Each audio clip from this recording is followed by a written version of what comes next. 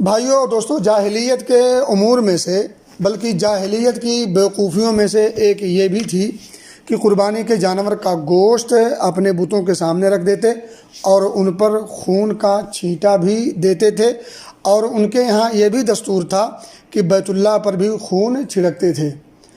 مجھے یہیں پر ایک بھائی کی بات یاد آتی ہے۔ انہوں نے بتایا کہ ہمارے ملکوں میں بھی کچھ لوگ قربانی کرنے کے بعد قربانی کے خون میں، قربانی کے جانور کے خون میں اپنی ہتھیلی کو ڈبوتے ہیں اور پھر اپنی دیوار پر اسے لگا دیتے ہیں، یعنی اپنے ہاتھ کا نشان خون کے ساتھ، ہاتھ کا نشان، پنجوں کا نشان قربانی کے خون کے ساتھ اپنی دیوار پر لگا دیتے ہیں۔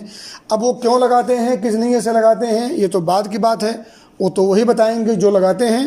لیکن بہرحال لگتا ہے کہ یا تو یہ عمل ہندوؤں سے لیا گیا ہے اور یا تو جاہلیت کے لوگوں سے یہ عمل لیا گیا ہے۔ بہرحال اس عمل کا ثبوت احادیث مصطفیٰ سے بھی نہیں ملتا اور شریعت سے بھی اس کا کوئی واسطہ نہیں ہے۔ یہ عمل سراسر جاہلی امور میں سے ہے یا ہندوؤں کے اعمال میں سے ایک عمل ہے۔ اللہ ہمیں کتاب و سنت کو پڑھنے کی توفیق دے اور اس کے مطابق اپنی قربانیاں اور دیگر اعمال کرنے کی توفیق دے۔